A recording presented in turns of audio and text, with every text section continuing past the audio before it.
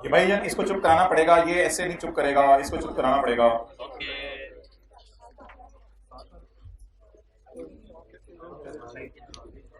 Homework MCQ number 9। Moon Limited function currency is Pak rupees. It bought a property in New York for $5 million on 2 जुलाई 2019। सफ़े किसी को नाम मिले इस class में? Flow से शुरू करते हैं। तो 2 जुलाई 2019 को इसने, सफ़ा नहीं मिला, हमें भी नहीं मिलता था, हो गया, लेकिन सी अल्लाह का शुक्र है। ऑन 2 जुलाई 2019 हाथ खड़ा रखिए अगर सफ़ा ना मिला हो, दूसरी क्लास में आ रहे हैं।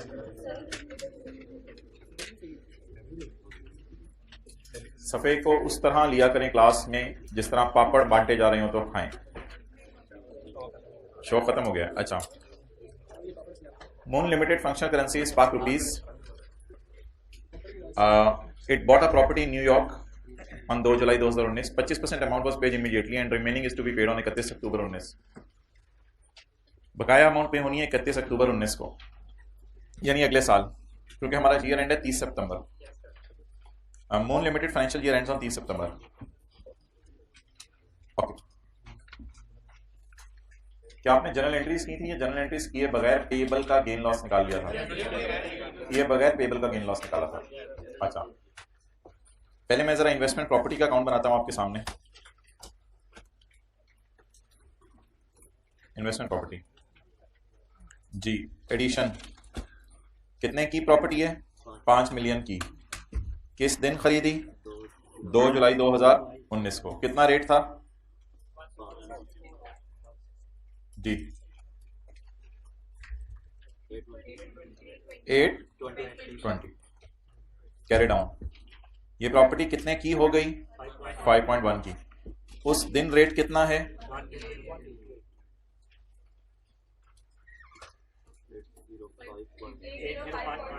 805.8 जी। Fair value gain, fair value loss 14.2। एक फेयर वैल्यू लॉस आ गया। दूसरा करेंसी, खड़े हो जाओ। हाँ, 2 दिन नहीं आए।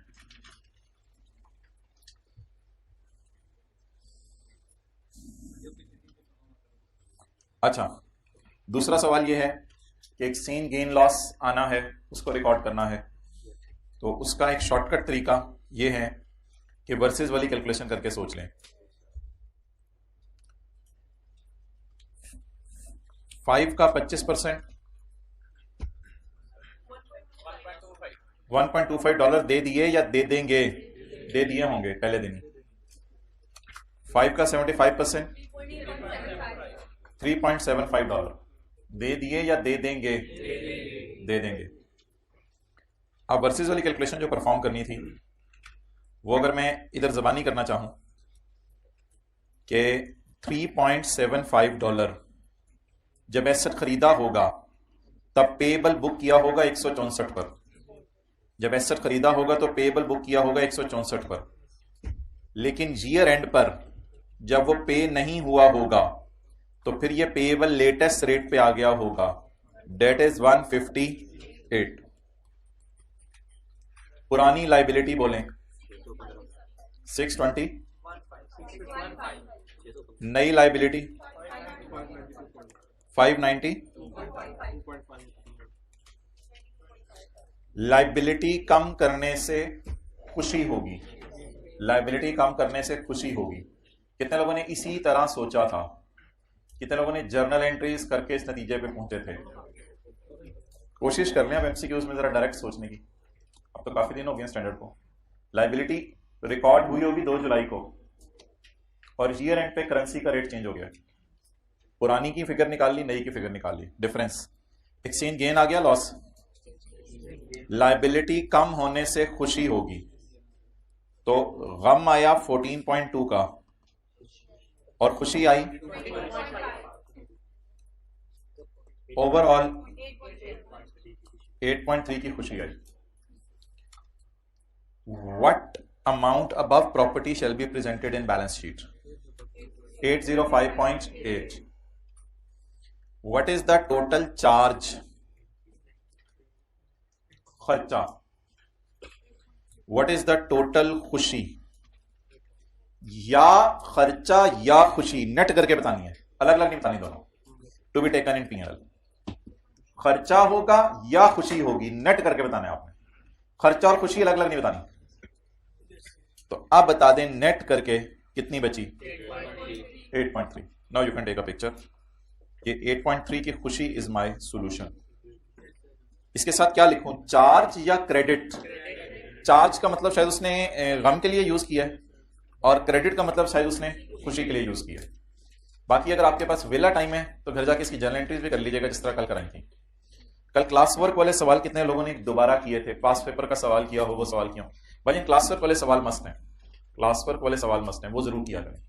अब दीवार से टेक क्यों लगा रहे हो, छुट्टी क्यों की 2 दिन कि कहां चला गया है, पता नहीं चल रहा, पता चला है किसी का नंबर इसका, इसे इसी के विंग्स नीचे कर दो, पर नीचे कर दो। ओके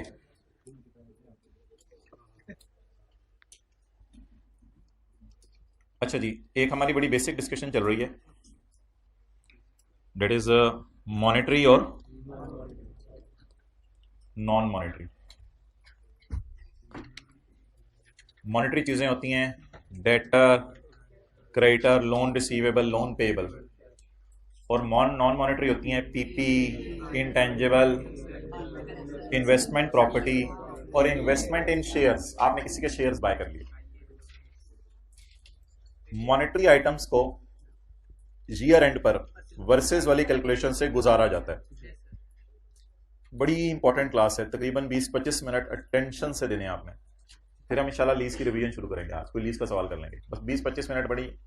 मॉनेटरी आइटम्स को ईयर एंड पे वर्सेस वाली कैलकुलेशन से गुजारा जाता है, नॉन मॉनेटरी आइटम्स को ईयर एंड पर वर्सेस वाली कैलकुलेशन से नहीं गुजारा जाता। ये पढ़ा था हमने, और जिसने ये IAS 21 का पहला लेक्चर लिया हुआ है उसको भी ये बात याद है कि नॉन मॉनेटरी आइटम्स जो हैं, इन्वेंट्री वगैरह, पीपी वगैरह, इनको ईयर एंड पे वर्सेस वाली कैलकुलेशन से नहीं गुजारा जाता, बल्कि इनको अपने हाल पे छोड़ दिया जाता है। Okay, based on this concept आज एक पेज बांटा गया है। तीनों क्लासों में किसी को ना मिला हो तो हाथ खड़ा कर दें जी। भाई तीनों क्लासों में जरा किसी बंदे को कहीं आए भाई, उधर से बांटना शुरू करें। अच्छा, देयर इज अ कॉन्सेप्ट आज के नोट्स में, पेज नंबर 2, लेकिन उस पर पेज 2 लिखा होगा, ये जरा देखें। पेज 1 तो मैं अपलोड कर दूंगा वेबसाइट पे जी। इधर किसी को ना मिला हो,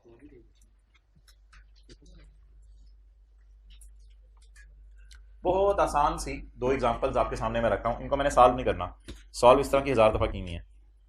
मैंने सेल किया 1 जनवरी 2010 को, ये आज के नोट्स का पेज 2 है, $15 की क्रेडिट सेल।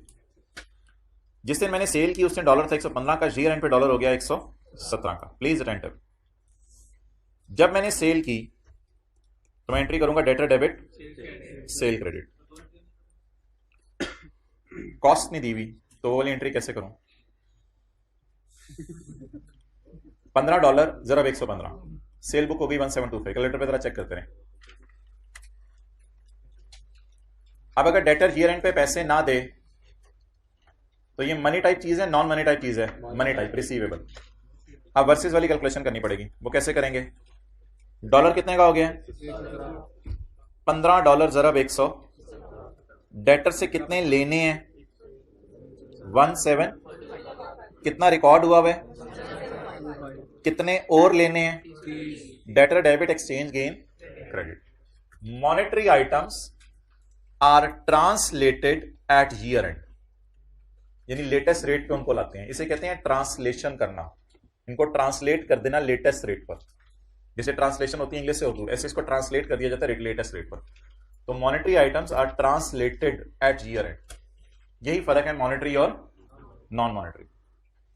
हम क्या इसको 115 पे पड़ा रहने दिया या 117 पे ले आए, this process is called as translation at latest exchange rate. तो लिखें monetary items are translated at year end, year end पे इनको ट्रांसलेट किया जाता है। बैठ लो। ट्रांसलेट का क्या मतलब है, लेटेस्ट रेट से मल्टीप्लाई कर दिया जाता है। Monetary items are translated at year end. Retranslate कह दें, रीट्रांसलेट कह दें, are retranslated at year end. लेकिन लफ्ज क्या है? Translation. Monetary items are retranslated at year end. और ये कई सवालों में अंदर किया, लेक्चर 1 में इसी तरह का सवाल किया था, पहला दूसरा सवाल इसी तरह का था। अच्छा, मिस्टर ए ने इन्वेस्टमेंट प्रॉपर्टी बाय की है यकम जनवरी 2010 को फॉर $80। इसकी उम्र 4 साल है और इसकी फेयर वैल्यू ईयर एंड पे $90 है। फॉलोइंग एक्सचेंज रेट वो मैंने वही रखे हैं, यकम जनवरी 10 को रेट 115 है, 31 दिसंबर 10 को रेट 117 है। FR1 एज्यूम करते हैं कॉस्ट मॉडल है, ये एज्यूम करते हैं फेयर वैल्यू मॉडल है। जब कॉस्ट मॉडल होगा तो हम $80 को मल्टीप्लाई करेंगे 115 से, तो जवाब आ जाएगा 9200। इसको कहते हैं इनिशियल रिकॉग्निशन। तो हम एंट्री करेंगे investment property debit cash credit. इसके बाद क्योंकि ये नॉन मनी टाइप चीज है इसलिए इसको ईयर एंड पर लेटेस्ट रेट पे नहीं लाना, ईयर एंड पे लेटेस्ट रेट पे नहीं लाना। मैं कॉस्ट मॉडल की भी बात कर रहा हूं, सबर सबर, थोड़ा हौसला। 117 से इसका कोई ताल्लुक नहीं। अब आप जस्ट रिलैक्स हो जाए, 9200 को पकड़ें और पकड़ के लाइफ पे डिवाइड कर दें। 9200 divide by 4, 2300 is the depreciation. We nothing to do with 117। It is the characteristics of non money type चीज, क्योंकि ये इन्वेस्टमेंट प्रॉपर्टी है, ये रिसीवेबल पेबल टाइप चीज नहीं है। तो सिंपल सी काउंटिंग इसी की है। और भाई ये काउंटिंग सारी आपको वो हैंड रिटन पेज पे करवाई थी कॉस्ट मॉडल, फिर वो वहीं सवाल करवाया था किस तरह।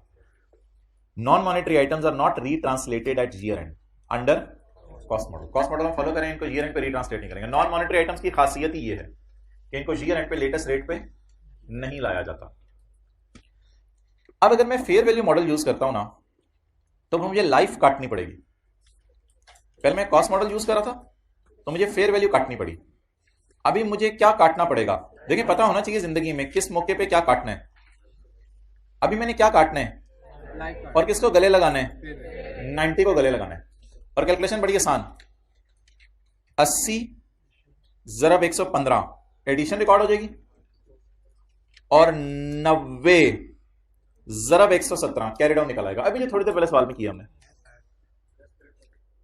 80 ज़रब 115 एडिशन रिकॉर्ड हो जाएगी, और 90 ज़रब 100 लेटेस्ट रेट पे ले आए। लेकिन मजबूरी थी ना, फेयर वैल्यू मॉडल यूज हो रहा था, तो फेयर वैल्यू गेन आ गया 1330 का। अब डेप्रिसिएशन चार्ज नहीं होगी, लेकिन लेटेस्ट रेट पे लाया हम। तो 9200 की entry investment property debit cash credit, और 1330 की entry investment property debit fair value gain credit. अच्छा, आप एक चीज ऑब्जर्व करें कि इसमें फेयर वैल्यू गेन और करेंसी गेन ने मिक्स होकर अपना रोल प्ले किया। बस हमने ओवरऑल देखना होता है क्या फर्क पड़ा, हमें इससे फर्क नहीं पड़ा। वैसे डीप डाउन जाके सोचने को कह रहा हूं, पेपर में ऐसा सोचना नहीं है, लेकिन वैसे ही कह रहा हूं। तो बता दें, IAS 48 में फेयर वैल्यू गेन कहां जाता था? P&L में। IAS 40 में फेयर वैल्यू गेन कहां जाता था? P&L में। तो फिर करेंसी गेन भी कहां ले गए? P&L में। क्योंकि बाप उधर तो बेटा भी उधर ही भेज दें। असल गेन तो फेयर वैल्यू गेन है ना IAS 40 वाला, तो बाप उधर तो फिर बेटा भी उधर ही भेज दें। ओके, ये पहली बात होगी और मेरी खत्म। ये दोनों एंट्रीज करने के बाद एक बहुत बड़ा धमाका जो कल जाते हुए मैंने बता दिया था, लेकिन आज रिपीट करा रहा हूं। If non monetary items are kept at fair value then they are retranslated. कब व्हेन फेयर वैल्यू इज, हाँ, आपका दिल चाहे साल में 2 दफा फेयर वैल्यू निकाल लें, वो आपकी मर्जी। When fair value is measured, जब भी फेयर वैल्यू निकालें। कुछ ऑर्गेनाइजेशन होती है 6-6 महीने के अकाउंट्स भी बनाती हैं, लिस्टेड कंपनीज, तो 6 महीने बाद फेयर वैल्यू निकालें। जब भी फेयर वैल्यू आपने मेजर करनी है, आपने किस पे ले आना है? और बोले फेयर वैल्यू मेजर करनी है लेटेस्ट एक्सचेंज रेट पर ले आना है।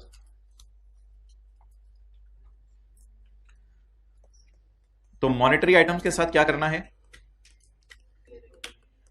इनको रीट्रांसलेट ईयर एंड पे किया करना है। और नॉन मॉनेटरी आइटम्स के साथ क्या करना है? अगर कॉस्ट मॉडल है नो रीट्रांसलेशन, और अगर कॉस्ट मॉडल पे नहीं है किस पे है? फेयर वैल्यू पे। रीट्रांसलेट कब? व्हेन फेयर वैल्यू इज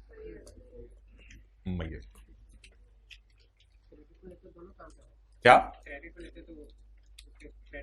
वो तो हाँ वो तो पेबल है ना।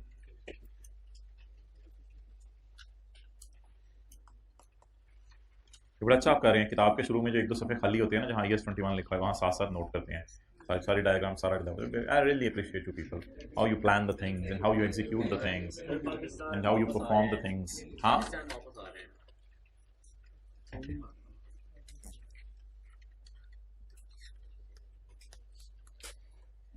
इस सारे के ऊपर आप लिखेंगे क्या? लेक्चर 30 पेज नंबर 2, उस पे इसकी तीनों एग्जांपल्स हैं।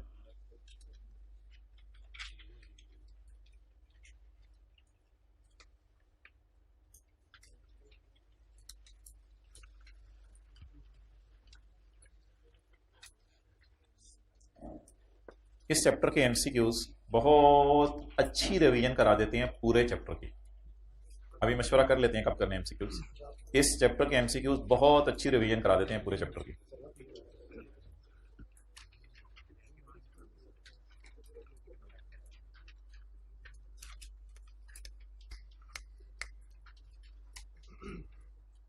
मॉनेटरी आइटम्स के साथ क्या करना है? रीट्रांसलेट करना है एट। और नॉन मॉनेटरी आइटम्स अगर, अच्छा डेटर है, क्रेडिटर है, लोन रिसीवेबल है, लोन पेएबल है, ईयर एंड पे से क्या कर दें? रीट्रांसलेट कर दें। और अगर पीपी है, इंटेंजिबल्स हैं और इन्वेस्टमेंट प्रॉपर्टी है और कॉस्ट पे पड़ी है तो, और अगर फेयर वैल्यू कैलकुलेट हो रही है तो retranslate when fair value is measured.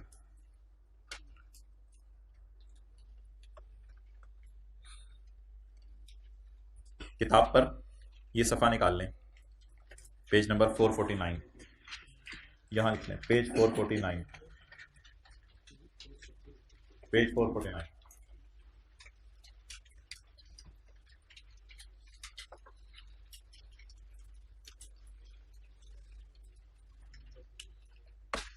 Non monetary item, non monetary item और मॉनेटरी आइटम। पहले मैं मॉनेटरी आइटम की डिस्कशन करने लगा हूं। हमारी एग्जांपल 1 याद है? डेटर साल के शुरू में 115 पे रिकॉर्ड हुआ, साल के एंड पे 117 पे रिकॉर्ड हुआ। हमारी पहले वाली एग्जांपल याद है? साल के शुरू में डेटर किस पे रिकॉर्ड हुआ? 115 पे। साल के एंड पे डेटर किस पे रिकॉर्ड हुआ? 117 पे। ये कौन सा आइटम है? Monetary. Initial recognition, initial recognition, initial recognition. A transaction must be translated at spot rate on the date of, spot rate क्या था? 115। At the end of, at the end of financial year, the monetary item must be, the monetary item must be retranslated at the rate ruling at the exchange difference is recorded in P&L, the exchange difference is recorded in P&L, the exchange difference is recorded in P&L.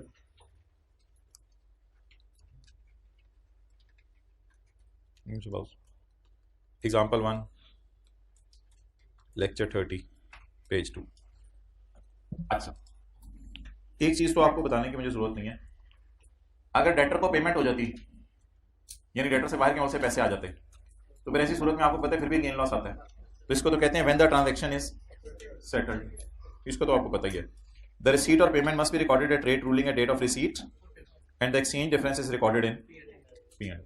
ये तो कई मिसालों में debtor से पैसे आए। Settle का क्या मतलब है? डेटर से पैसे आए या क्रेडिटर को पैसे दिए, या लोन रिसीवेबल रिसीव हो गया, या लोन पेएबल पे हो गया। लेकिन एक बात याद रखिएगा, इंटरेस्ट इनकम और interest expense are recorded on average rate. ये बात तो आपको बताई भी है। अच्छा, ये कौन से आइटम्स हो गए? Money type. आप कौन से आइटम्स बोले? Non money type. एग्जांपल 2 आज वाली non money type. Initial recognition at spot rate. बोले बोले बोले बोले। इसमें कॉस्ट और फेयर वैल्यू के चक्कर में पड़ने की जरूरत नहीं। इनिशियल रिकॉग्निशन चाहे कॉस्ट मॉडल है चाहे फेयर वैल्यू मॉडल है, एट, चीजें आपको पता है, बस हम पढ़ रहे हैं, चीजें आपको पता है, सारी आपको पता है चीजें। recorded at spot rate at the end of financial year. No retranslation is required. No retranslation is required. The transaction is left at 9200 भी पढ़ा रहे हैं, हाँ 9200 को 4 से डिवाइड करते हैं, वो तो डेप्रिसिएशन है. खुदा ना खास्ता, if non-monetary item is carried at fair value, if non-monetary item is kept at fair value, फिर then retranslate at the date prevailing at the date when the fair value is determined. जब भी fair value determine हो, साल में 2 दफा करें 4 दफा करें, हर दफा क्या करना पड़ेगा? जब fair value लेटेस्ट है तो एक्सचेंज रेट भी लेटेस्ट होना चाहिए. अगली बात नहीं पढ़नी, वो असल में IAS 38 और IAS 16 की है, तो अभी हमने रीवैल्यूएशन ना वहां नहीं पढ़ी, इसको जरा मैं ब्रैकेट में ले रहा हूं.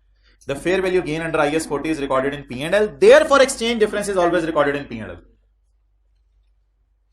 इस बात का मतलब बताएं. The fair value gain is recorded in, therefore exchange gain will also be recorded in. Exchange gain भी कहां रिकॉर्ड हो रहा है? So this is all what we have been doing since long, जो हम कर रहे हैं काफी दिनों से.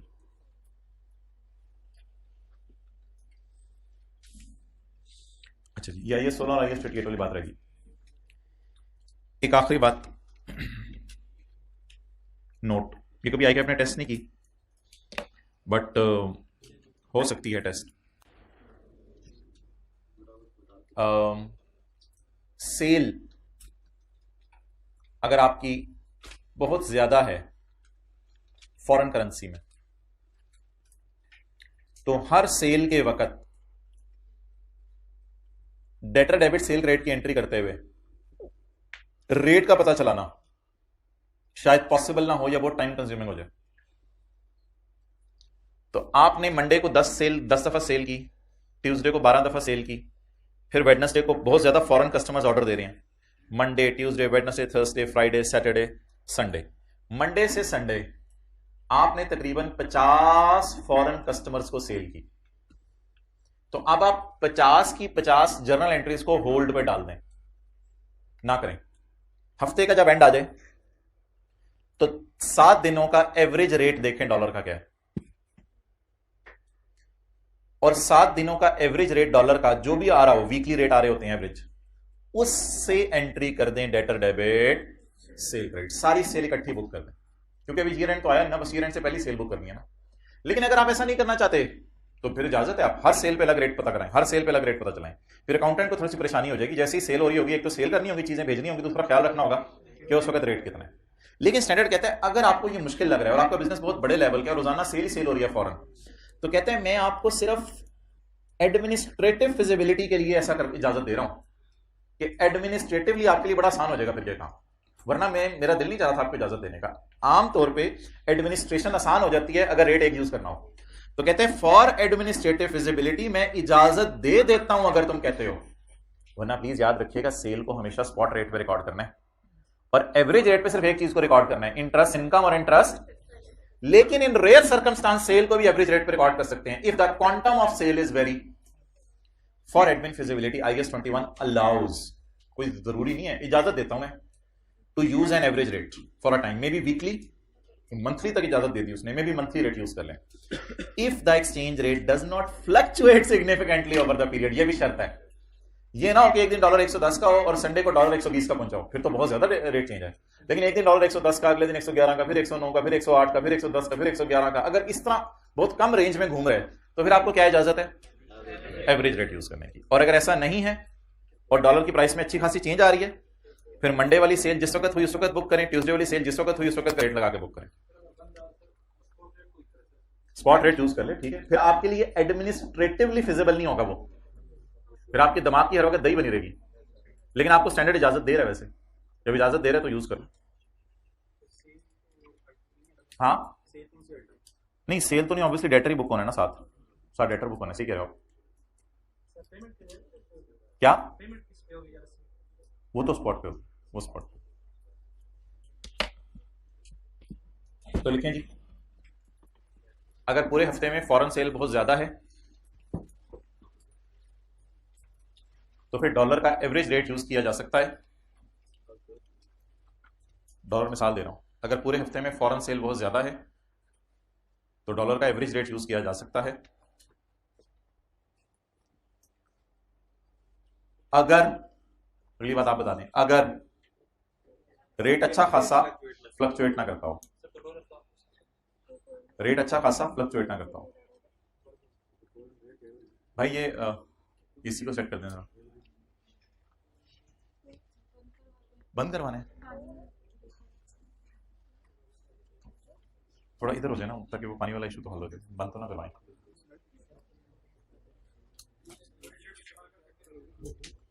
एवरेज रेट इस्तेमाल कर सकते हैं अगर ट्रांजैक्शन ज्यादा हो और एवरेज रेट नहीं, रेट ज्यादा फ्लक्चुएट ना करो। इसको हाँ ठीक है, 22 पे कर दो।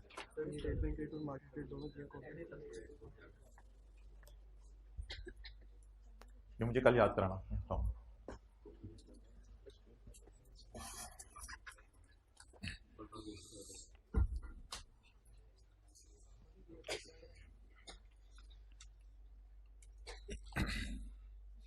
अगला पेज निकालें, पेज नंबर 450, एग्जाम्पल 1 और 2। परसों वाला लेक्चर ले लिया है आप हजरात ने? जरा हाथ पकड़ कर बता दें। उसके आखिरी 4-5 मिनट वाली डिस्कशन अटेंड कर लिए? ओके, बाकियों ने तो लिया हुआ लेक्चर, कोई मसला नहीं, अगर वो भी डिस्कस नहीं की तो कोई मसला नहीं। एक लफ्ज यूज होता है लोकल करेंसी, शायद आपने सुना हो। ऐसा कोई लफ्ज स्टैंडर्ड में नहीं है, हमारे स्टैंडर्ड में ऐसा कोई लफ्ज नहीं है। हमारे स्टैंडर्ड में एक लफ्ज है फंक्शनल करेंसी। क्या लफ्ज है? Functional currency. अगेन आपसे मैं कह रहा हूं 10-15 मिनट बड़ा अटेंटिवली देने हैं। फंक्शनल करेंसी, फंक्शंस आपको पता है ये होते हैं कि किसी भी कंपनी के आपने फंक्शंस पता चलाने हो ना, क्या कहां कर रही है ये फंक्शंस, उसका तरीका यह है कि उस कंपनी से चंद सवाल पूछें। आप मटेरियल लेबर वगैरह किस मुल्क से लेते हो, आप सेल कहां करते हो चीजें, ये कुछ सवाल हैं, आप उनसे पूछें, जिससे आपको अंदाजा हो जाएगा कि वो कंपनी किस मुल्क में अपने फंक्शंस परफॉर्म कर रही है। एक कंपनी की हम मिसाल लेते हैं, royal fan is a company operating in Pakistan. अगर ऑपरेट कर रही है पाकिस्तान में तो रॉयल फैन को ही जहन में रखें। मटेरियल कहां से लेती होगी? बाहर तो नहीं, बाहर से लेती होगी, पाकिस्तान से लेती होगी, लेबर भी, और रॉयल फैन बेचती भी पंखे पाकिस्तान में। कदों का कोई ऑर्डर आ जाता होगा बाहर के मुल्क का, आप उधर चले जाए सऊदी अरब में, पाकिस्तान के पंखे आपको लगे हुए नजर आते हैं मस्जिद नबी के अंदर उधर। हाँ, तो कुछ एक्सपोर्ट सेल भी ये लोग करते हैं, लेकिन अक्सर ये लोग लोकल सेल करते हैं। तो royal fan is a company operating in Pakistan. इतनी से लाइन पढ़ के बता दें कि रॉयल फैन अगर ऑपरेट कर रही है पाकिस्तान में, तो आपका क्या ख्याल है कि ये रॉ मटेरियल कहां से बाय कर रही होगी और चीजें भी कहां बेच रही होगी? पाकिस्तान में। तो इसके फंक्शंस आपको किस मुल्क में फील हो रहे हैं, जरा सोच के बताएं। पाकिस्तान में। फंक्शनल करेंसीज की क्या डिसाइड हो जाएगी? पाक रुपीज। इसका मतलब है हमने सारी जनरल एंट्रीज किस में करनी है? पाक रुपीज में। फंक्शनल करेंसी इसलिए डिसाइड करना जरूरी होता है कि इसमें हमने क्या करनी है? General entries. दूसरी लाइन छोड़ दें, तीसरी line, royal fan imported plant from United states. हाँ, पंखे बनाने के लिए प्लांट इन्होंने इंपोर्ट कर लिया। आप बता दें हमारे फंक्शंस किस करेंसी में डिसाइड हो गए हैं? फैन इंपोर्ट कहां से किया? यूनाइटेड स्टेट्स से। अब United states dollar, US dollar, इसके लिए कौन सी करेंसी बन जाएगी? फॉरेन करेंसी की डेफिनेशन नहीं लिखनी, अभी पढ़ा दूंगा। Foreign currency is a currency other than functional. आप बताएं हम फॉरेन करेंसी पहले डिसाइड किया करेंगे बीइंग अ बिजनेसमैन, या हम फंक्शनल करेंसी पहले डिसाइड किया? When our functional currency is decided, जिस मुल्क में हम फंक्शन कर रहे हैं, बिजनेस एनवायरमेंट जिसमें हम ऑपरेट कर रहे हैं, जब आपके फंक्शनल करेंसी डिसाइड हो जाएगी, आपने जनरल एंट्रीज करनी है उसमें। लेकिन अगर खुदा ना खास्ता आपने उस करेंसी से हट के कोई फॉरेन ट्रांजैक्शन कर ली, तो that currency will be called as foreign currency. इसके इन दोनों के अंदर रहते हुए हमारे न्यूमेरिकल आते हैं। एक तीसरी चीज है प्रेजेंटेशन करेंसी। प्रेजेंटेशन से मुराद है आपने P&L लिखें और बैलेंस शीट कैसे बनाना है। P&L और बैलेंस शीट कैसे बनाना है, ये कंपनी P&L और बैलेंस शीट पाक रुपीज में बनाएगी। द रीजन इसके इसके ऑपरेशंस भी पाकिस्तान में है, बेहतर है P&L बैलेंस शीट को भी पाक रुपीज में बना दे ताकि पाकिस्तानी लोगों को पता चल जाए। अच्छा, एक बात यहां मैं ऐड करूंगा, ये जरूरी नहीं है आप पाक रुपीज में बनाएं। अगर आप किसी और करेंसी में भी P&L बैलेंस शीट बनाना चाहते हैं तो बना सकते हैं। मिसाल के तौर पे आपको यूनाइटेड स्टेट से फोन आया कि यार आपने प्लांट वगैरह किस बिजनेस में लगाया। हमने कहा यार आपका प्लांट हमने फलां बिजनेस में लगाया आपसे खरीद के। उन्होंने कहा यार दिखाओ आपकी कंपनी कैसा चल रही है, जरा हमें यूनाइटेड स्टेट्स में अकाउंट्स बना के भेज दो। तो आप जनरल एंट्रीज ₹5 में ही करेंगे। फंक्शनल करेंसी में आपके पास चॉइस नहीं है, स्टैंडर्ड आपको खींचता है कि बस यही करो, लेकिन प्रेजेंट करने में स्टैंडर्ड आपको छूट देता है। You can present in any form, you can present in any form. मिसाल के तौर पर आपने घर के अंदर कोई सालन बनाया है, अब आपने उस सालन में डालना क्या है ये तो अम्मी ने बताना है, फर्ज करें ये तो अम्मी ने बताना है उसमें क्या क्या चीजें डालनी है। बस उसको प्रेजेंट आप ट्रे में करें, उसको प्रेजेंट आप ग्लास में रख के करें, उसको प्रेजेंट आप सलाद डाल के करें, उसको प्रेजेंट आप चटनी के साथ करें, क्या करें वो आपकी चॉइस है। तो functional currency will be decided by standard, इसमें आपको कोई छूट नहीं है। Presentation currency is up to you, कहते हैं आपकी मर्जी है, जो मर्जी प्रेजेंटेशन करेंसी इस्तेमाल करो, कोई मसला ही नहीं। कल कल को आपका इरादा बनता है जर्मनी से मैं नया कैपिटल इकट्ठा करूं, तो जर्मनी वालों ने कहा यार आप लोग नया कैपिटल हमसे ले लें, आपको नया सरमाया चाहिए, पाकिस्तान वाले लोग नहीं दे रहे, आपको नया सरमाया चाहिए। तो जर्मनी वालों ने कहा अपने अकाउंट्स भेजो, आप जर्मन करेंसी में प्रेजेंट करके भेज दे, कोई मसला ही नहीं। थोड़े अरसे बाद आपका दिल चाहा कि मैं जापान से लोन ले लूं, जापान वालों ने कहा अपने अकाउंट्स तो भेजो जरा, आप जापान की करेंसी में प्रेजेंट करके भेज दें। जर्नल एंट्रीज करने में आपके पास चॉइस अवेलेबल नहीं है, आपने स्टैंडर्ड से पूछना है, लेकिन P&L बैलेंस शीट बनाने में आपके पास छूट है, जिस मर्जी में बनाएं। इस बात को समझे एग्जांपल 2 के जरिए। जापान की कंस्ट्रक्शन कंपनी है, जापान में बनी है, इनकॉर्पोरेट, जापान के कंपनी लॉ के तहत रजिस्टर्ड है। इधर इधर इधर एक सेकंड के लिए भी इंटरेस्ट, इसके ऑपरेशंस पाकिस्तान में है, तो फिर इसका मतलब है रॉ मटेरियल भी कहां से खरीद रही होगी, ईंट बजरी सीमेंट पाकिस्तान से, ब्रिज भी किससे बना के दे रही होगी, पाकिस्तान वालों को। Only where it constructs bridge, और इधर ही ब्रिज बना रही है सिर्फ पाकिस्तान के अंदर। तो जाहिर बात है बाहर से ईंट बजरी सीमेंट ऐसा अच्छा तो नहीं मिल जाना जो पाकिस्तान से ना मिल रहा हो, तो पाकिस्तान से ही खरीदें, पाकिस्तान में ही ब्रिज बना के दे दें। अब आप मुझे बताएं what is the business environment, material labour sale जहां ये ऑपरेट करिए, what is the business environment, Pakistan. What is the currency of Pakistan.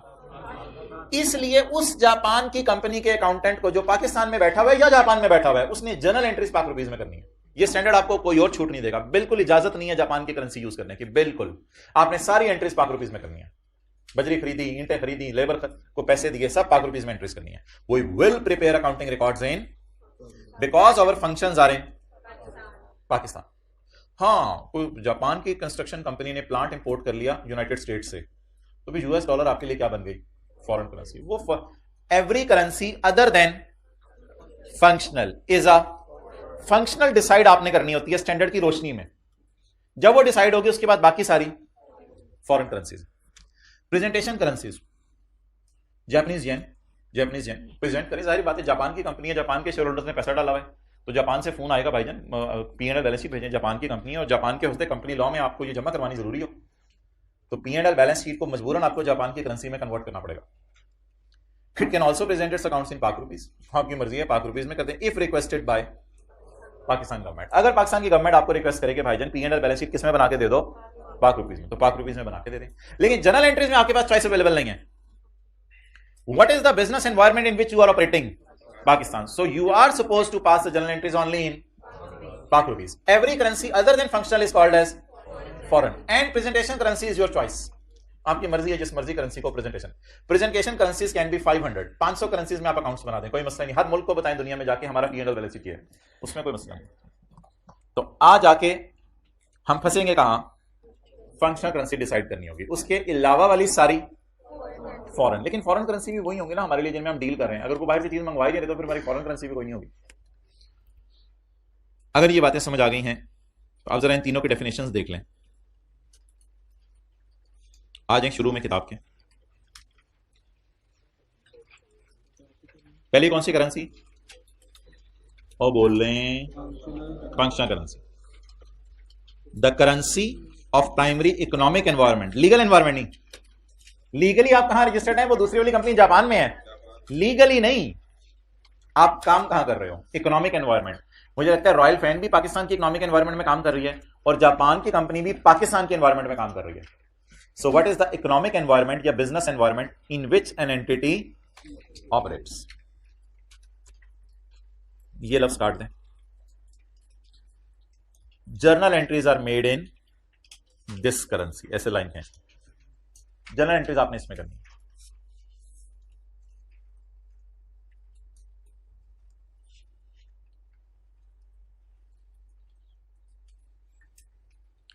ये ज़रूरी नहीं है कि ये उसी मुल्क की करेंसी हो जहां आप, इसको काट दें, बल्कि छोड़ें, स्टैंडर्ड की बातें पढ़ते हैं, वो आपको आगे समझ आ जाएंगी, इसको काट दें। अच्छा जी, अब कुछ बिजनेसेस को ना मसला आता है, उनको पता नहीं चलता कि हमारी फंक्शनल करेंसी कौन सी है। तो जैसे फाइनेंस या ऑपरेटिंग लीज के इंडिकेटर्स हैं, ऐसे ही कुछ इंडिकेटर्स हैं ये जानने के लिए कि हमारी करेंसी फंक्शनल कौन सी है। फंक्शनल करेंसी के लिए कुछ इंडिकेटर्स प्राइमरी हैं, ये आपको हेल्प कर दें, वेल एंड गुड, ना हेल्प करें तो कुछ सेकेंडरी इंडिकेटर्स भी हैं। कोशिश करें प्राइमरी इंडिकेटर से पता चल जाए, ना पता चल सके तो उठ के जाग के क्लास में सेकेंडरी इंडिकेटर से आपने पता चलाना है। Primary indicators, the currency that mainly influences the sale price for goods and service. ये याद नहीं करने, ये एमसीक्यूज में बहुत ज्यादा टेस्ट हो रही है। ये पैरा 9 है स्टैंडर्ड का और ये पैरा 10 है स्टैंडर्ड का। बस ये दो पैराज ही हाईलाइट करनी है फिलहाल आपने घर जाके IAS 21 में। एक ये हाईलाइट करना है, ये हाईलाइट करना है। The currency that mainly influences the sale price of goods and the country whose competitive forces mainly determine the sale prices of its goods and services. आपका पाकिस्तान ही बता रहा है चीजों की सेल प्राइस क्या होनी है, और पाकिस्तान में ही पंखे बेच के कंपेटिटर्स की प्राइस से आपने कंपेयर करना है। रॉयल फैन की बात कर रहा हूं। And the currency that mainly influences labour, material and other cost of providing goods. और मुझे ये लग रहा है कि ये आउटपुट की बात हो रही है और ये इनपुट की बात हो रही है। यानी ऑर्गेनाइजेशन में मटेरियल, लेबर, ओवरहेड इनपुट है और उससे जो चीज निकल रही है वो सेल है, दैट इज आउटपुट। तो आप देखें आपका इनपुट कहां से बाय कर रहे हैं, मटेरियल कहां से बाय कर रहे हैं, लेबर कहां की इन्वॉल्व कर रहे हैं, ओवरहेड्स कहां के हैं, और फिर इन चीजों को सेल कहां कर रहे हैं। यहां से मेनली डिटरमिन हो जाएगा आपकी कौन सी करेंसी कौन सी है, फंक्शनल करेंसी कौन सी है। और असल ये बात है, इकोनॉमिक एनवायरनमेंट ऐसे पता चलेगा।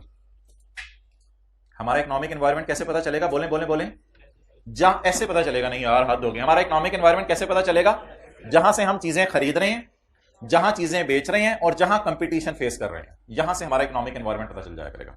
तो इकोनॉमिक एनवायरनमेंट पता चलाने के या फंक्शनल करेंसी पता चलाने के प्राइमरी इंडिकेटर्स ये दिए हैं। सेकेंडरी इंडिकेटर्स भी कुछ हैं, वो क्या है, ऐसी करेंसी जिसमें फंड्स जनरेट किए जा रहे हैं। इशुइंग डेट क्या होता है, नहीं देना नहीं, लोन लेना। और इशुइंग इक्विटी क्या होता है, कैपिटल लेना, कैपिटल इकट्ठा करना। तो आप किस मुल्क से कैपिटल इकट्ठा कर रहे हो, किस मुल्क से लोन ले रहे हो। लेकिन ये सेकेंडरी बात है, पहले देखो कि परचेज सेल कहां से हो रही है। और सेकेंडरी इंडिकेटर में एक और बताएं, क्या समझ आ रहा है।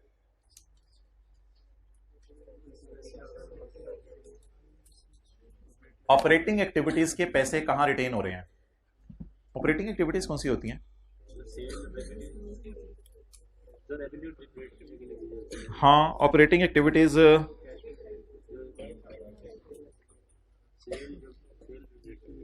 नहीं आप लोगों को भूल गया वह सब कुछ। ऑपरेटिंग एक्टिविटीज क्या होती हैं,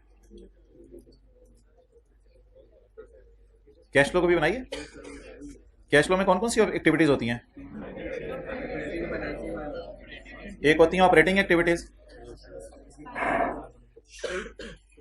एक कौन सी होती हैं, ऑपरेटिंग एक्टिविटीज, एक कौन सी होती हैं, इन्वेस्टिंग एक्टिविटीज, और एक कौन सी होती हैं, ऑपरेटिंग एक्टिविटीज होती हैं बिजनेस की सेल वगैरह, खर्चे वगैरह, उससे जो पैसा आ रहा है, सेल माइनस खर्चे, वो आप किस मुल्क में रख रहे हो, यानी कहां बैंक अकाउंट खुलवाया हुआ है, तो वहां से अंदाजा हो जाएगा। और मेरे ख्याल से रॉयल फैन हो या जापान की कंस्ट्रक्शन कंपनी हो, उसने बैंक अकाउंट मेन पाकिस्तान में खुलवाया होगा। द रीजन इज कि वहीं सेल के पैसे भी आने हैं और वहीं से मटेरियल और लेबर को भी पैसे देने। तो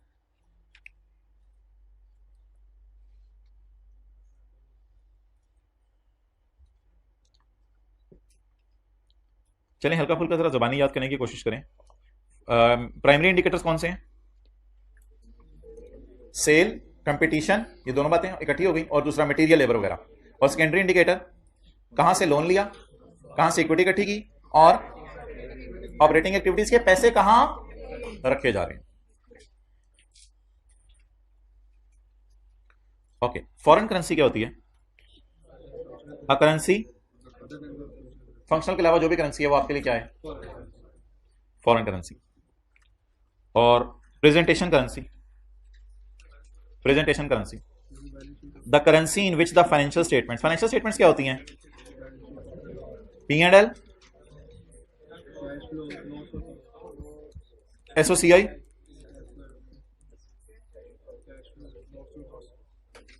statement of changes in notes to the financial, ये 5 चीजें होती है ना financial statements. The currency in which financial statements of an entity are presented,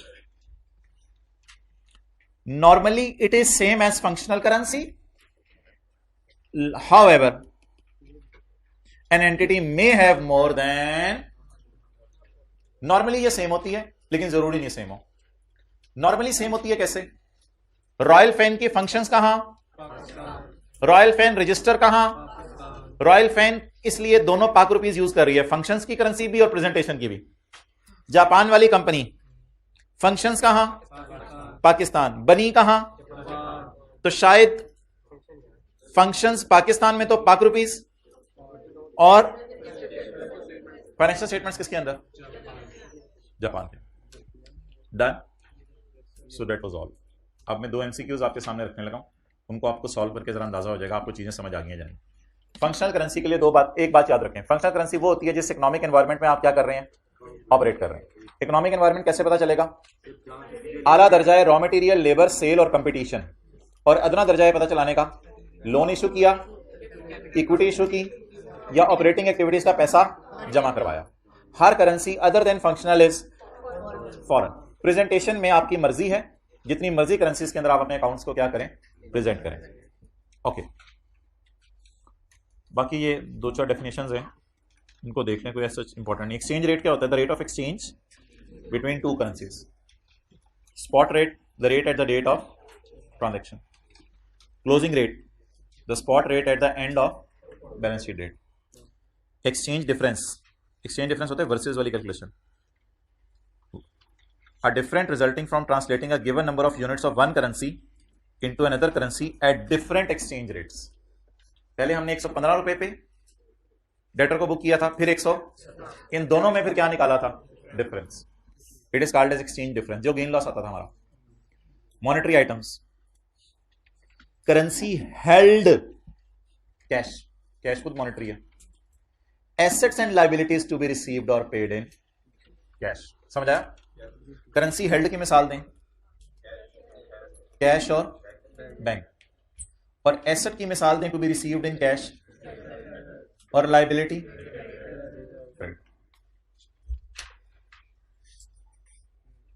examples करने की जरूरत नहीं है, क्योंकि एग्जांपल्स जो है वो हमने एक जगह सफे पे देख ली है।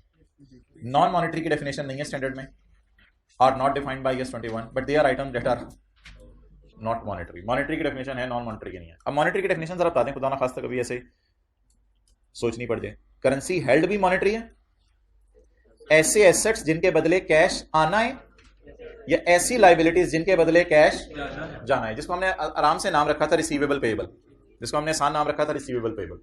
That all is called as monetary item. अब गले मिल लो भाई, IS 21 लीज शुरू।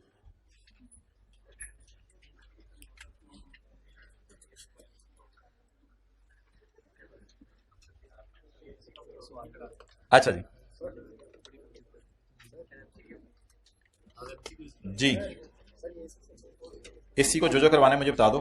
मैं जरा घर वालों को तो मैं बता के नहीं आता कि मैं एसी चलाने और बंद करने जा रहा हूं, लेकिन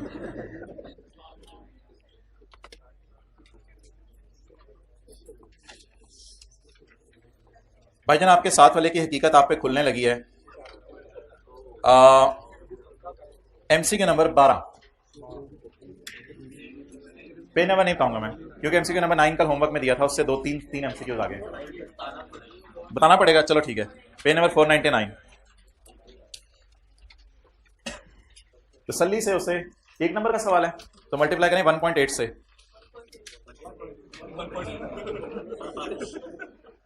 चले,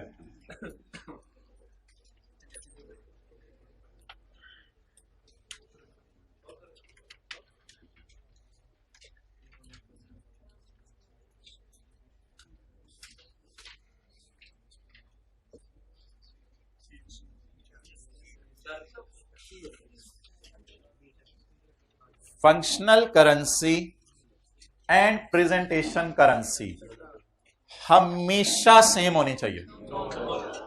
एग्जाम्पल 2 याद है जापान वाली कंपनी की, उसकी फंक्शनल करेंसी क्या थी? पाक रुपीज। फंक्शंस पाकिस्तान में थे, लेकिन उसने अकाउंट्स बाहर के मुल्क में बना के दिए थे, तो क्या मस्ट भी सेम थी? ये बात तो गलत है।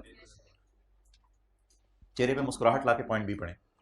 Functional currency and presentation currency हमेशा डिफरेंट होनी चाहिए, हमेशा डिफरेंट होनी चाहिए। स्टैंडर्ड कहता है कभी सेम नहीं हो सकती।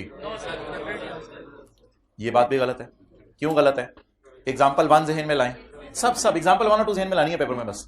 रॉयल फैन, उसके फंक्शंस भी पाकिस्तान में थे और प्रेजेंटेशन भी। इन दोनों की जगह ना एक और फिक्रा होना चाहिए था। Functional, excellent, functional currency and presentation currency may be same, may be different. ये बात अगर होती ना तो ये शायद ट्रू था। मस्ट बी सेम भी गलत है, मस्ट बी डिफरेंट भी गलत है। कितने लोगों को ये दोनों बातें समझ आ गई थी? Okay. Functional currency is identified by reference to environment of business या इकोनॉमिक एनवायरमेंट। ठीक, करेक्ट ढूंढने। Functional currency of an entity, side की तरफ देख रहे हो तो, functional currency of an entity is identified by reference to the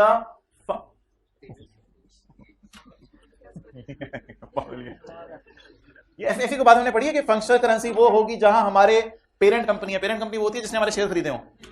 ऐसी को बात हमने पढ़ी है। अब एमसीक्यूज में ये ब्यूटी होती है क्योंकि ऐसी बोंगी मारते जो हमने सुनी नहीं होती, लेकिन हम पेपर में सोचते हैं कोई चक्कर है, कोई चक्कर है। हो सकता है सर ने ना बताई हो सकता है हमें भूल रही हो। वो कोई चक्कर नहीं है भाई, जो सिलेबस में था वो पढ़ा दिया है। अब ये बोंगी या बोंगी का क्या जवाब है? ऐसे ऐसे को बात हमने लॉ में पढ़ी है। हमने पढ़ी है functional currency of an entity is identified by the environment of the business rather than functions of its parent company. अब ये तो वैसे ही उसने बोंगी मारी हुई है।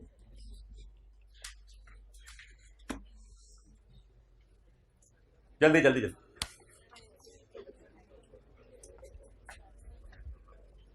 सी को टिक कर लो ना यार, सी को टिक कर लो, इनको उठाएं। सी को एमसी के नंबर 13 बड़ा को कल एब्सेंट था। Currency of country whose competitive forces and regulations mainly determine the sale price of its goods and services. Which of the following is not a primary indicator? हमने क्या बताने? जो प्राइमरी इंडिकेटर नहीं है, जो प्राइमरी इंडिकेटर नहीं है।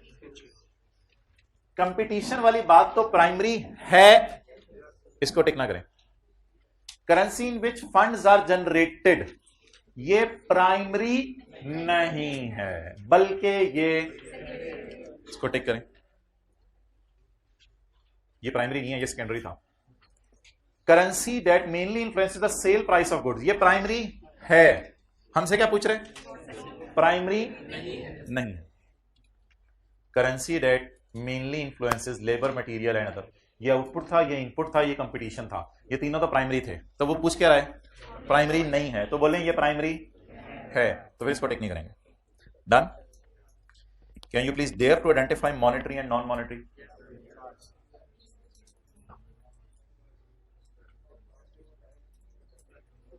Trade payable, क्या पेएबल टाइप चीज है? पैसे देने हैं इनको। फॉरेन करेंसी का तो उसने ऐसे ही डाल दिया ना, छोड़े loss. Trade payables, creditors, creditors is a monetary, इसको टिक ना करेंगे क्योंकि नॉन मॉनेटरी पूछ रहे। Right of use, right of use non money, right of use, PP, inventory, सारी चीजें। नेक्स्ट, ये तो कल पढ़ा था। एडवांस टू सप्लायर, लिखें राइट टू रिसीव गुड्स। आप बताएं, is it a right to receive money और राइट टू रिसीव गुड्स? इसी पे तो कल सारी क्लास हुई है पूरी। It is right to receive goods, therefore it is a non money type. Lease liability की अगली एंट्री क्या होती है? लीज लाइबिलिटी जब रिकॉर्ड हो जाती है तो अगली एंट्री क्या होती है? Lease liability debit cash credit.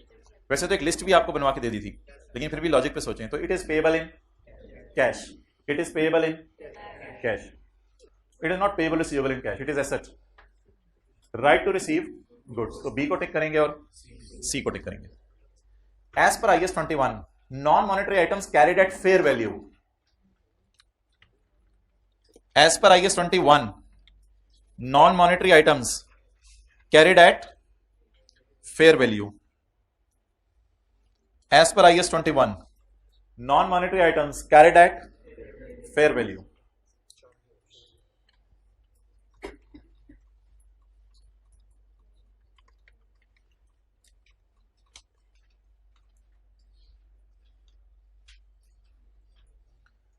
are retranslated at exchange rate prevailing at year end, during year end, at date when fair value was determined, at acquisition date.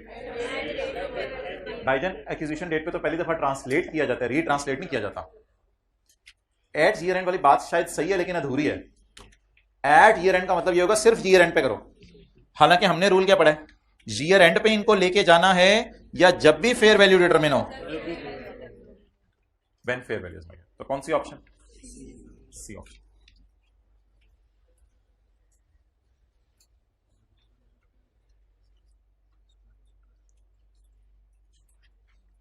ठीक है, बस लीज का सवाल करते हैं, निकालें IFRS 16। अच्छा, आप मुझे ये बताएं कि थोड़ा थोड़ा कोई याद है लीज, इसमें एक मेरे ख्याल से लेसी होता था और एक कौन होता था? लेसर होता था, if I am not wrong. एक लेसी होता था, एक लेसर होता था। लेसर 5 टेस्ट लगाता था, अगर 5 में से एक का जवाब भी यस आता था तो लेसर एसेट को अपनी किताबों से निकाल देता था या नहीं था। जब निकाल देता था तो फिर सिर्फ लीज रिसीवेबल और इंटरेस्ट रिसीवेबल बुक करता था और इंटरेस्ट इनकम बुक करता था।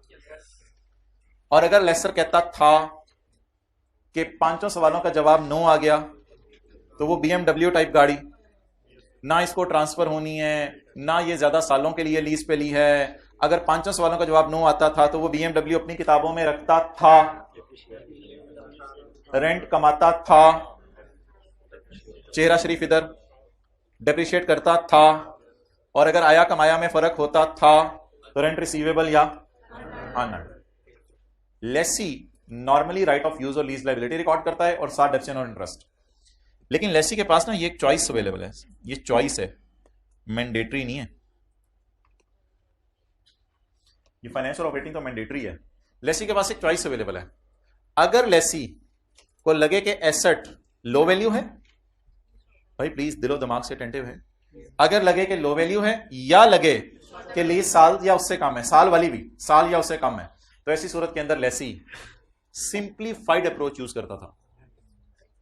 एक मुश्किल सा लफ्ज बोलने लगा हूं भाई, प्लीज आगे पीछे रो बोलूंगा क्या सूर्य क्या बातें कर रहे हो। लेसी सिंप्लीफाइड अप्रोच यूज करता था जिसको कहते थे इंग्लिश में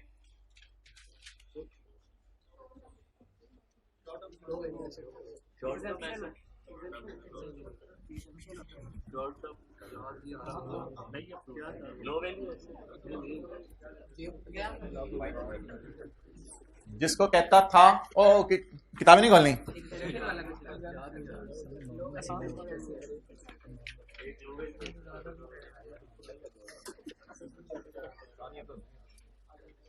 सिंप्लीफाइड अप्रोच या एग्जेम्पशंस, बहुत देर से बताया, रिकॉग्निशन एग्जेम्पशंस। रिकॉग्निशन एग्जेम्पशंस का मतलब क्या है? रिकॉर्ड करना माफ है। क्या रिकॉर्ड करना माफ है? ना ROU रिकॉर्ड करो तुम्हें माफ है, ना लीज लायबिलिटी रिकॉर्ड करो तुम्हें माफ है। इसकी जगह तुम बस कुछ भी ना करो, रेंट एक्सपेंस रिकॉर्ड करो।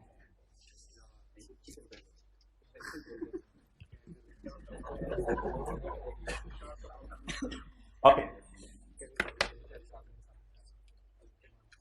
सवाल कर लें, कोई निकाल लें, फ्रेंच वनीला वाला कोई पास पेपर का सवाल है।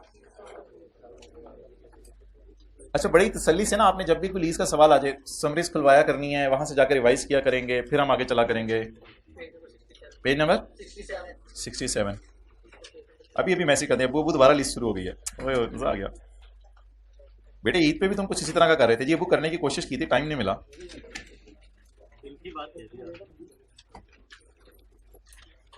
अबू मैं बड़ी ईद पे आऊंगा इंशाल्लाह, सुबह आऊंगा, शाम को चला जाऊंगा, फिर बकरा ज़िबा करूंगा बस। और मुहर्रम की छुट्टियां मैं सोच रहा हूँ कॉलेज में ही गुजारूंगा। 28-29 जुलाई को होनी है ना मुहर्रम की छुट्टी, शायद होगी, तो मुहर्रम की छुट्टियां भी इंशाल्लाह मैं इधर ही गुजारूंगा। और बड़ी ईद पे इंशाल्लाह एक दिन के लिए आपको आपका चांद ज़ियारत कराने आएगा, आपका चांद घर तक आ जाएगा। या फिर ऐसा कीजिएगा, आप भी चांद को देख लीजिएगा अबू, मैं भी चांद को देख लूंगा। तो बस इसी तरह मेरी, क्योंकि अब आपने मुझे जिस चीज़ में डाल दिया है तो माशाल्लाह दिन रात मैंने CA के लिए एक कर दिए हैं। I really appreciate you people जिस तरह आप पढ़ाई के लिए दिन रात एक कर रहे हैं।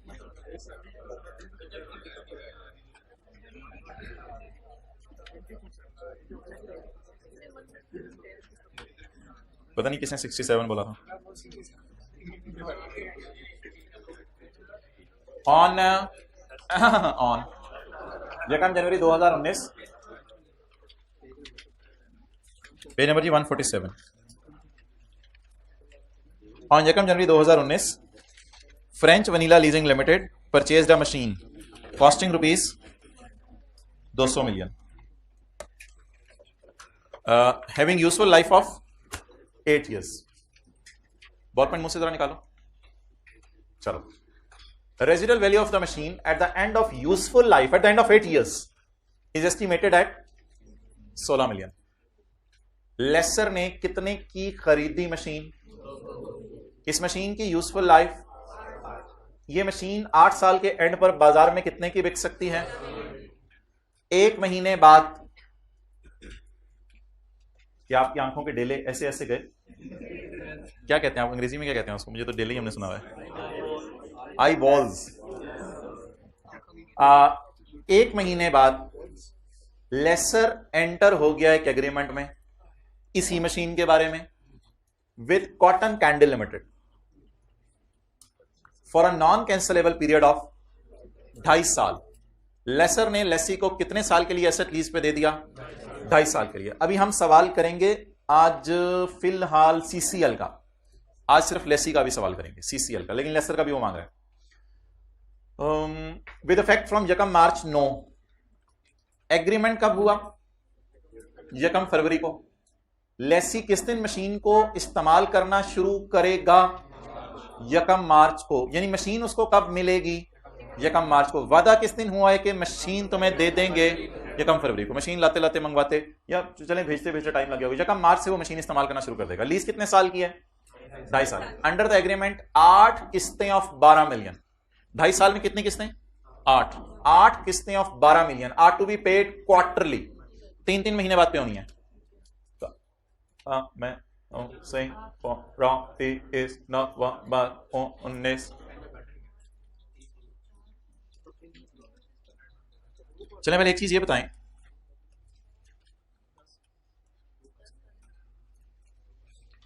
ढाई साल में कितने 3 महीने आते हैं? 2.5 साल में कितने 3 महीने आते हैं? एक्सेलेंट। 1 साल में कितने 3 महीने आते हैं? 4 दफा। 2 साल में 8 दफा। 6 महीने में 3 महीने कितने दफा आते हैं? तो 2.5 साल में कितनी दफा 3 महीने? क्वार्टर 3 महीने का होता है। खुदा के लिए पता नहीं कौन सी युवा में जो क्वार्टर के 4 महीने समझती है। क्वार्टर होते हैं साल के 4 हिस्से करना, तो इसका मतलब है 4 हिस्से जब साल के कर दिए तो एक हिस्सा कितने महीने का? 3 महीने का। स्पेसिफिकली आपसे मैं बात कर रहा हूं जिन्होंने सवाल पूछा था क्लास के बाद। 2.5 साल में कितनी किस्तें बनती हैं? 10। लेकिन 2.5 साल में कितनी किस्तें सवाल कह रहा है मैंने देनी है? 8।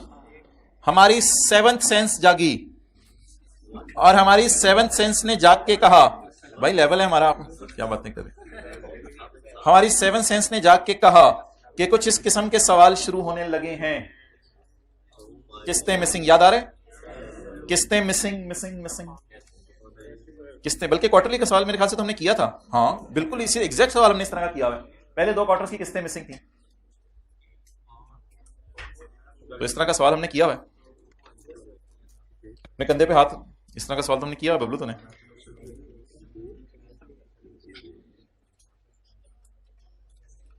अच्छा वैसे मुझे बताएं, अगर यकम मार्च को लीज शुरू हो रही है तो पहले 3 महीने कब एंड होंगे? मार्च, अप्रैल, मई को कोई किस्त नहीं हम पे करे। जून, जुलाई, अगस्त में कोई किस्त पे नहीं करे। सितंबर, अक्टूबर, नवंबर।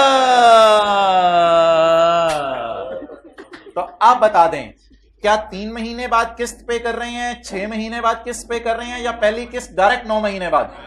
इसका मतलब है पहले 3 महीने में हम कोई किस्त पे नहीं करेंगे, दूसरे 3 महीने में हम कोई किस्त पे, और तीसरे 3 महीने में हम किस्त पे करेंगे। एंड ऑनवर्ड्स करते रहेंगे ना।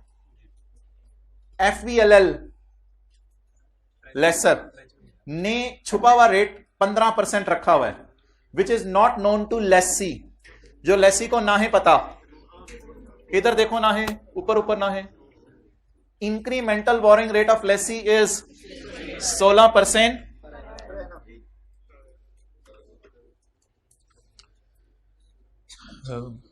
वो तुम्हें याद है ऋषि, कोई समरीज किताब में थी, हाँ मुझे याद आ रहा है, बस पेज नंबर जो है ना, मेरी गरारी घूमी हुई है, मुझे मिलने रहा भी, पेज नंबर 67। तुझे पता, मुझे पता, पंगे ना लिया कर। 67। The lessee will use implicit rate in the lease if that rate can be मालूमेबल, पता हो उसे। Sometime the lessee might not be able to ascertain the interest rate छुपा हुआ in the lease. In that case, lessee will use the incremental borrowing rate। भाई ये बड़ा जबरदस्त कारतूस है आपके पास, चल रहा है आज। ऑन 1 अप्रैल 2019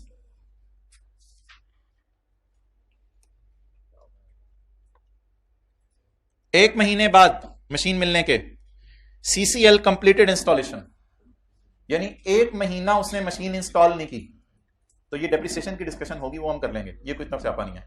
एक महीना उसने मशीन इंस्टॉल नहीं की, महीने बाद उसने इंस्टॉलेशन या महीने में इंस्टॉलेशन कंप्लीट कर ली of the machine at a cost of ₹4 million. Machine की इंस्टॉलेशन, ये मजदूरों को पैसे दे दिए या देंगे? दे दिए। इंस्टॉलेशन है, डी इंस्टॉलेशन है? इंस्टॉलेशन है। तो 1 अप्रैल 19 को इंस्टॉल कर दी हमने 4 मिलियन की। जैसे एंट्री होती थी पीपी डेबिट कैश क्रेडिट, वैसे एंट्री लिख लें ROU debit cash credit and is put into use. Both companies follows the सीधा लकीर तरीका ऑफ चार्जिंग डेप्रिसिएशन। जी, लेसी का सवाल कैसे शुरू, दूसरा पार्ट बनाने।